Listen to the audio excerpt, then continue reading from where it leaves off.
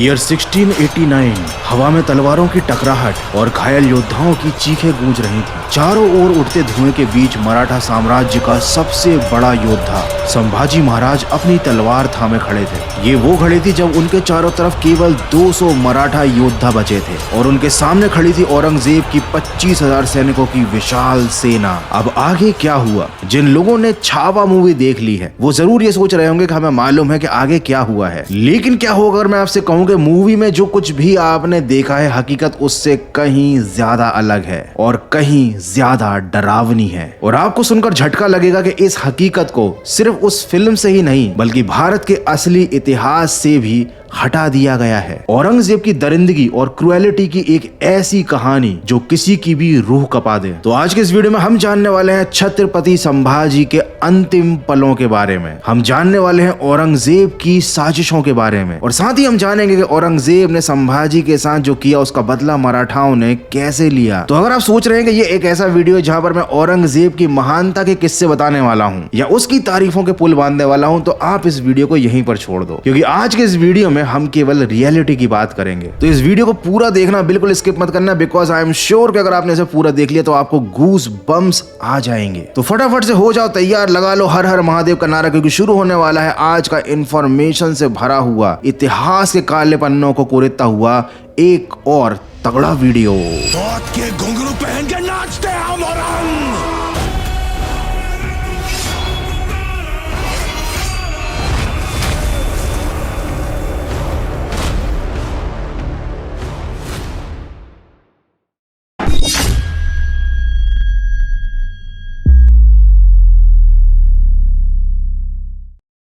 क्या आपको पता है कि ईयर 1716 में भारत का सबसे बड़ा साम्राज्य कौन सा था? तो आप में से बहुत से लोगों का जवाब हो सकता है मुगल या ब्रिटिश, लेकिन सही जवाब है मराठा साम्राज्य।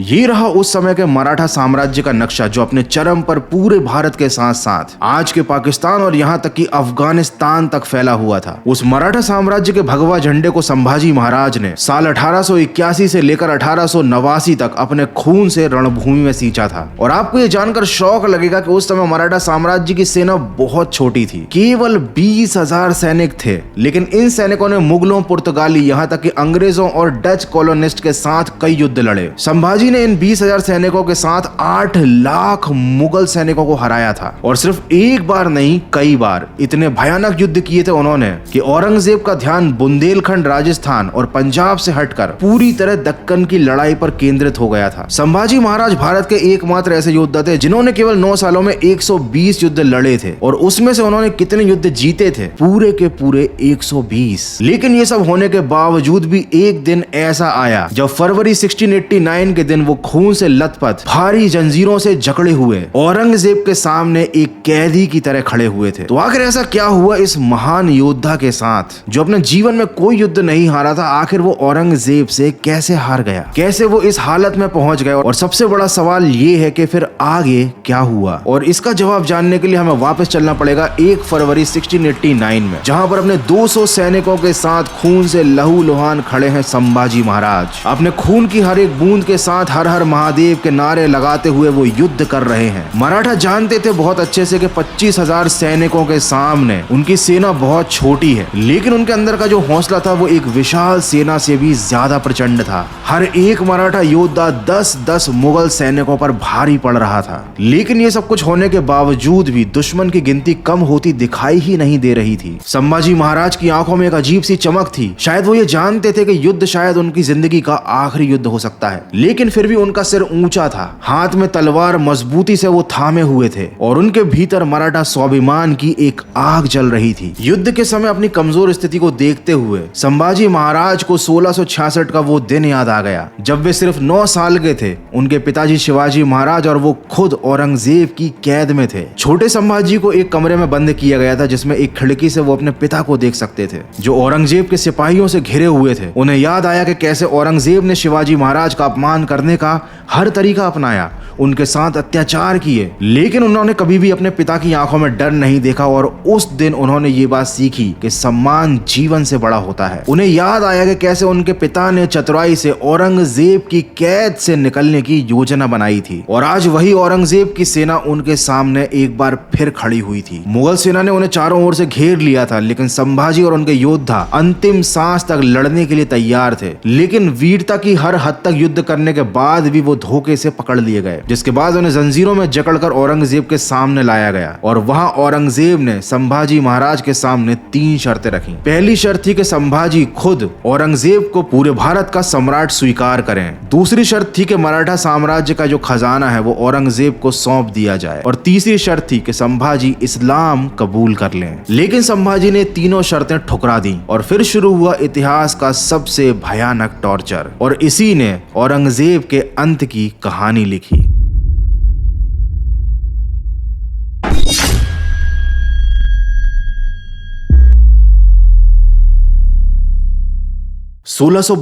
रामनगर के एक किले में मंत्री बहुत तेजी से दौड़ता हुआ आया। उसने घबराते हुए राजा सोम शाह से कहा कि महाराज, हमारी सेना स्वराज के सैनिकों के द्वारा तबाह कर दी गई है। ये किला चारों तरफ से घिर चुका है और थोड़ी ही देर में ये पूरा किला मराठाओं के अधीन हो जाएगा। राजा हैरान होकर बोले कि ये सब हुआ कैसे? शिवाजी तो मुगलों के साथ युद्ध में व्यस्त हैं, तो ये कौन है जिसने हमारी इतनी बड़ी सेना को इतनी आसानी से हरा दिया? महाराज के सवाल का जवाब था किले के बाहर खून से लथपथ सैनिकों से युद्ध लड़ते हुए संभाजी महाराज, वो युवा योद्धा जो केवल 16 वर्ष की उम्र में अपने युद्ध कौशल से रामनगर के किले को जीत चुका था। उन्होंने इस बात को सिद्ध कर दिया था कि वो स्वराज के अगले छत्रपति बनने के योग्य हैं। उनमें अपने पिता शिवाजी महाराज की झलक दिखाई देती थी और अपने युद्ध कौशल और पराक्रम से उन्होंने ये साबित कर दिया था कि वो केवल दिखने में शिवाजी महाराज जैसे नहीं है, वो युद्ध कौशल में, रणनीति में अपने पिता के समान वीर थे। लेकिन इस महानता के बावजूद भी जब शिवाजी महाराज का स्वर्गवास हुआ तो उनकी सत्ता संभाजी महाराज को नहीं बल्कि उनके छोटे भाई राजा राम को सौंप दी गई। और सबसे ज्यादा चौंकाने वाली बात यह थी कि उस समय राजा राम की उम्र केवल 10 वर्ष थी। लेकिन आखिर ऐसा क्यों हुआ? क्योंकि शिवाजी महाराज की गद्दी पर तो संभाजी का अधिकार होना चाहिए था। ऐसा इसलिए हुआ क्योंकि शिवाजी महाराज की दूसरी पत्नी सोयराबाई अपने पुत्र राजा राम को स्वराज का अगला छत्रपति बनाना चाहती थी। इसलिए छत्रपति शिवाजी के निधन के बाद उन्होंने मराठा दरबार के मंत्रियों को अपने पक्ष में लिया। 21 अप्रैल 1680 को राजा राम का राज्याभिषेक किया और अपने भाई हम्बीर राव मोहिते को संभाजी से मिलने के लिए भेजा ताकि वो संभाजी को नियंत्रण में रख सकें, उन्हें समझा सकें। लेकिन जब सोयराबाई के भाई ने संभाजी महाराज से मुलाकात की और उनके युद्ध कौशल और स्वराज के विचारों को सुना, तब उसमें उन्हें शिवाजी महाराज की झलक दिखी। इसके बाद उन्होंने अपनी बहन और उस समय के छत्रपति राजा राम का साथ ना देते हुए शिवाजी की सहायता करने का निर्णय लिया। इसके बाद संभाजी महाराज ने अपनी सेना के साथ मिलकर रायगढ़ के किले पर हमला करके उसे अपने कब्जे में लिया और राजा राम को छत्रपति की गद्दी से हटा दिया। अल्टीमेटली इसके बाद 20 जुलाई 1680 को मराठा साम्राज्य के छत्रपति के रूप में संभाजी का राज्याभिषेक किया गया और इसी के साथ मराठा साम्राज्य का सबसे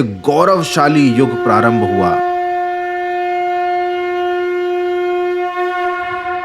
छत्रपति बनने के बाद उन्होंने मराठा साम्राज्य का बहुत तेजी से विस्तार किया। संभाजी महाराज उस समय लगातार युद्ध जीत रहे थे। मराठा साम्राज्य उस समय अपने चरम पर पहुंच गया था। ये वो समय था जब मराठा साम्राज्य दुनिया के सबसे बड़े साम्राज्यों में से एक बन चुका था। आज का भारत, पाकिस्तान, अफगानिस्तान और कई अन्य छोटे क्षेत्र और देश इस साम्राज्य में शामिल थे। मराठा सेना केवल 20,000 सैनिकों की थी, लेकिन वो लाखों सैनिकों की विशाल सेनाओं को भी हरा दिया करते थे। अब आपको समझ में आ रहा होगा कि क्यों मराठा समाज में शिवाजी को और संभाजी को भगवान की तरह पूजा जाता है। लेकिन अब हम फिर से घूमकर वहीं आते हैं कि इतनी महान शख्सियत होने के बाद भी आखिर कैसे 1689 में वो औरंगजेब से हारे और उनकी कैद में आ गए। इसका जवाब केवल एक शब्द में है, वो है धोखा। संभाजी महाराज को युद्ध में हराना लगभग नामुमकिन था और ये बात औरंगजेब बहुत अच्छे से समझता था। भारत की जनता भी मुगलों और अंग्रेजों के अत्याचार से तंग आ चुकी थी और इसीलिए पूरे भारतवर्ष की जनता का समर्थन संभाजी महाराज को था। जगह जगह पर मुगलों के खिलाफ जनता ने आंदोलन शुरू कर दिए थे और औरंगजेब को वो बहुत ज्यादा खटकने लग गए थे और इसीलिए उन्हें अपने रास्ते से हटाने के लिए औरंगजेब ने सहारा लिया धोखे का और चालबाजी का। फरवरी 1689 की एक सुबह संभाजी महाराज संगमेश्वर के अपने किले में थे। तभी उनके पास गांव के कुछ लोग मदद की गुहार लगाने आए। संभाजी महाराज अपने दयालु स्वभाव के चलते उनकी समस्या को सुलझाने के लिए 200 सैनिकों की एक छोटी टुकड़ी के साथ जंगल के रास्ते से निकले। लेकिन उनको बिल्कुल भी अंदाजा नहीं था कि वो जहां जा रहे हैं वो एक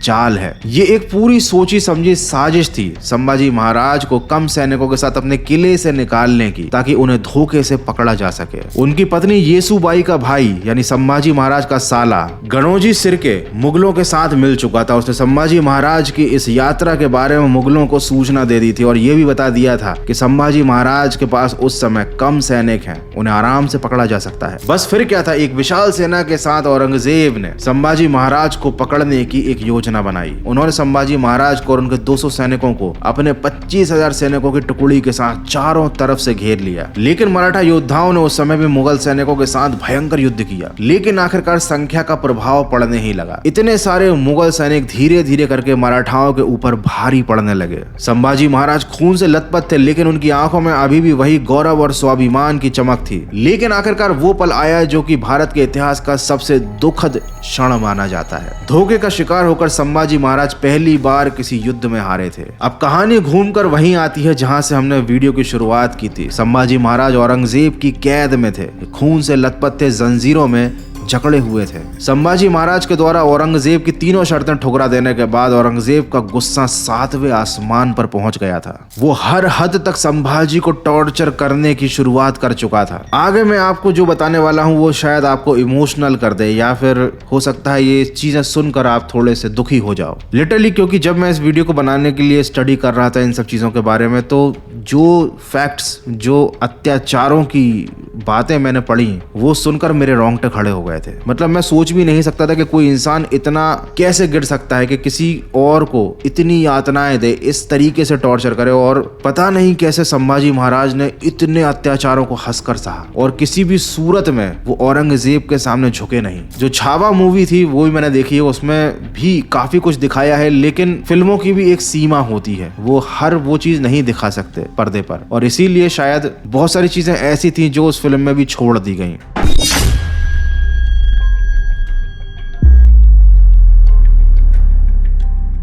इस्लाम कबूल करने से इनकार करते ही औरंगजेब ने संभाजी महाराज को मरते दम तक टॉर्चर करने का आदेश दे दिया था। ये इतिहास का वो अध्याय है जिसे बार बार मिटाने की कोशिश की गई, नई पीढ़ी से छिपाने की कोशिश की गई। यातना की शुरुआत होती है संभाजी महाराज को निर्दयता के साथ पीटने से। उनके शरीर पर गर्म लोहे की सलाखें दागी गईं। गर्म सलाखों से उनकी आंखें तक फोड़ दी गईं। उनके नाखूनों को एक एक करके खींचकर उनके शरीर से अलग किया गया। उन्हें ऊंट पर उल्टा लटका कर पूरे शहर में घुमाया गया। औरंगजेब के हर सैनिक ने अपनी तरफ से पूरी जान लगा दी। उन्हें हर तरीके से अब्यूज किया गया। उन्हें फिजिकल टॉर्चर देने में कोई कसर नहीं छोड़ी गई। और इससे ज्यादा मैं आगे नहीं बता सकता, क्योंकि ये बहुत ही ज्यादा पेनफुल चीजें हैं, बहुत ही अपमानजनक बातें हैं जो मैं उनके बारे में ना बोलना चाहता हूँ ना बताना चाहता हूँ। बट अगर आप समझदार हो तो आप समझ जाओगे कि औरंगजेब किस हद तक गिर गया था। इन अत्याचारों के बीच में बार बार औरंगजेब से एक ही सवाल पूछा जाता था कि क्या तुम इस्लाम कबूल करोगे, और उनका हर बार यही जवाब होता था नहीं। जैसे जैसे उन पर यातनाएं बढ़ती गईं, औरंगजेब का गुस्सा भी बढ़ता गया। मुगल सैनिकों ने संभाजी महाराज की जीते जी पूरे शरीर की खाल उतार दी और बाद में उनके पूरे शरीर पर नमक लगाया ताकि वो तड़पें दर्द से। उनके अंगों को धीरे धीरे काटना शुरू किया, उनकी उंगली, उनके हाथ, उनके पैर। इस यातना के बावजूद बार बार उनसे पूछा गया कि क्या अब वो तैयार हैं इस्लाम कबूल करने के लिए, लेकिन उन्होंने हर बार इनकार किया। औरंगजेब अब पूरी तरीके से बौखला चुका था। उसने संभाजी महाराज की जीभ ही कटवा दी ताकि वो अब ना भी ना कह सके। लेकिन इतनी यातनाओं के बाद औरंगजेब को लगा था कि शायद संभाजी महाराज की आत्मा टूट चुकी होगी। लेकिन 40 दिन के टॉर्चर के बावजूद भी संभाजी महाराज ने औरंगजेब के सामने हार नहीं मानी। वो हर अत्याचार को सहते रहे और फाइनली 11 मार्च 1689 को संभाजी महाराज ने अपने प्राण त्याग दिए। इसके आगे की कहानी के भी दो पहलू हैं। दोनों ही इतने ज्यादा क्रूअल और दर्दनाक है कि मुझे कहते हुए भी दुख हो रहा है कि हमें अपने इतिहास को भूलना नहीं चाहिए, नहीं तो हमारा इतिहास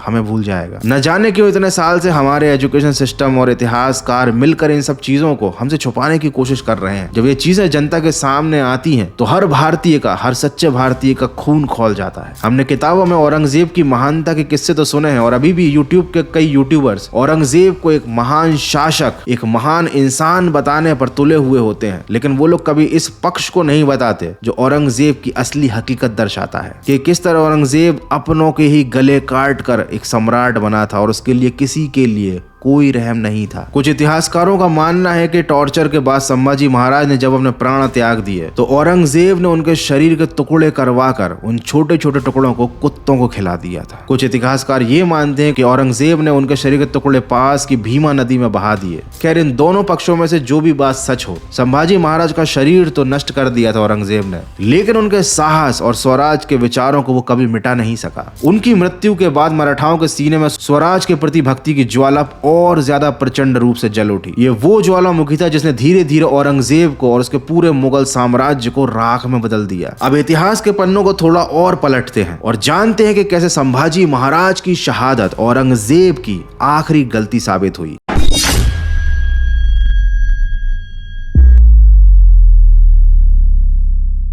संभाजी महाराज के छोटे भाई राजा राम महाराज को महारानी येसुबाई द्वारा छत्रपति घोषित किया गया, लेकिन मुगलों को यह बात बर्दाश्त नहीं थी कि मराठा साम्राज्य एक बार फिर से खड़ा हो जाएगा, वो भी इतनी जल्दी। 12 मार्च 1689 को ही राजा राम के छत्रपति बनने के मात्र 13 दिन बाद 25 मार्च को मुगल सेना ने रायगढ़ के किले पर हमला कर दिया। अभी मराठा साम्राज्य को एक स्थिरता की जरूरत थी। ऐसे में महारानी येसुबाई ने एक बड़ा ऐतिहासिक निर्णय लिया। उन्होंने राजा राम को ये किला छोड़कर किसी सुरक्षित जगह जाने का आदेश दे दिया और उनके पीछे रहकर रायगढ़ के किले की सुरक्षा में वो लगी रहीं। उन्होंने 6 महीने तक अपनी रणनीति के चलते मुगलों को उस किले में घुसने नहीं दिया। लेकिन इसी बीच एक बहुत बड़ा धोखा हुआ। रायगढ़ के सरदार सूर्याजी पिसाल ने धोखा देकर किला मुगलों के हवाले कर दिया। महारानी येसुबाई और उनके पुत्र शाहू महाराज को औरंगजेब ने कैदी बना लिया। रायगढ़ के किले की जीत के बाद अब औरंगजेब को ये लगने लगा था कि अब वो पूरे दक्कन पर राज कर सकता है, लेकिन वो ये भूल चुका था कि संभाजी महाराज के बाद सारे मराठा अब एक हो चुके हैं। राजा राम ने अपनी रणनीति बदली। वो सुरक्षित रहे और तमिलनाडु के जिंजी किले में अपना कैपिटल स्थापित किया। यहीं से उन्होंने मुगलों के खिलाफ घातक रणनीति बनाई। मराठा सेनापति संताजी घोरपड़े और धनाजी जाधव ने मुगलों पर बहुत भीषण आक्रमण किए। 1692 में संताजी ने औरंगजेब के सेनापति अली मर्दान खान को पराजित किया, उन्हें जिंजी के किले में बंदी बनाया। 1695 में उन्होंने कासिम खान से युद्ध किया। कासिम खान इतना ज्यादा डर गया था कि वो चित्रदुर्ग के किले में जाकर छिपा, जहां पर मराठा ने उस किले की सप्लाई रोक दी। भूख और डर के कारण कासिम खान ने उसी किले के अंदर अपनी जान दे दी। लगातार हार से बौखला गया था औरंगजेब और फाइनली उसने 8 जनवरी 1698 को जिंजी के किले पर आक्रमण किया। लेकिन तब भी वो छत्रपति राजा राम को पकड़ नहीं पाया, क्योंकि वो वहां से निकलकर विशालगढ़ चले गए थे। मराठा साम्राज्य को खत्म करना औरंगजेब के लिए लगभग नामुमकिन सा हो चुका था। मराठा साम्राज्य से लड़ते लड़ते औरंगजेब को 20 साल हो चुके थे। उसकी आधी सेना इन युद्धों में समाप्त हो चुकी थी। साल 1700 में राजा राम महाराज का निधन हो गया, लेकिन धीरे धीरे मराठा सेना ने एक के बाद एक मुगल इलाकों पर कब्जा करना जारी रखा। लगातार हो रही इन हारों से औरंगजेब पूरी तरह से निराश हो गया था। 1707 में मुगल सेना ने यह निर्णय लिया कि उन्हें दक्कन वापस लौटना चाहिए, लेकिन औरंगजेब दक्कन वापस कभी लौट ही नहीं पाया। इवन वो कभी दिल्ली तक नहीं लौट पाया। 21 फरवरी 1707 को ही औरंगजेब की महाराष्ट्र में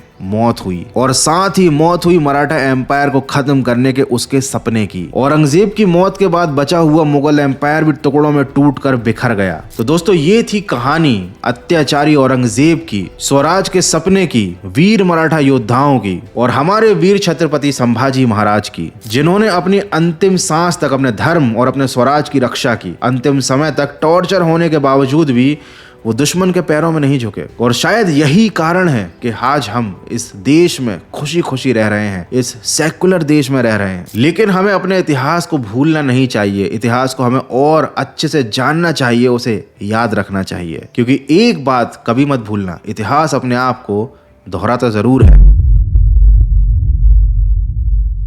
और अगर आप इतिहास में की गई गलतियों से नहीं सीखोगे तो आगे आपको बहुत पछताना पड़ेगा। छत्रपति शिवाजी और संभाजी जैसे और भी कई महान योद्धा थे हमारे देश में, जिन्होंने इस देश को, इस देश के धर्म को, इस देश के लोगों की रक्षा के लिए अपनी जानें कुर्बान कर दी। तो आज का मेरा ये वीडियो ऐसे ही महान योद्धाओं को समर्पित है। तो आई होप कि आपको ये वीडियो अच्छा लगा होगा। इससे आपको कुछ इतिहास के बारे में और जानकारी मिली होगी। और हो सकता है बहुत सारे लोग ऐसे भी हैं जिन्हें ये वीडियो बिल्कुल अच्छा ना लगा हो, तो वो लोग तो कमेंट सेक्शन में अपनी भड़ास निकालेंगे ही। आप मुझे कमेंट करके बताओ कि आपको वीडियो कैसा लगा। अगर वीडियो अच्छा लगा है तो वीडियो को लाइक करो और कमेंट में भी बताओ ताकि मुझे अप्रिसिएशन मिले ऐसे और वीडियोस बनाने का। और जिनको भी ये वीडियो देखने के बाद बुरा लगा है या उनको लग रहा है कि ये सब मैं मनगढ़ंत बातें कर रहा हूँ और औरंगजेब को कुछ ज्यादा ही मैंने बुरा बता दिया है और छत्रपति संभाजी की मैंने कुछ ज्यादा ही तारीफ कर दी है, तो आप इंटरनेट पर सारी इंफॉर्मेशन को चेक कर सकते हो। मैंने जो भी बातें बताई हैं वो सब फैक्चुअल बातें हैं और सब भारत के इतिहास की सच्चाई है, ऐसी सच्चाई जो भारतीयों से ही छुपाई गई थी। So that's it for today. Video को यहीं पर खत्म करते हैं। Take care, good bye. मिलते हैं अगले एक और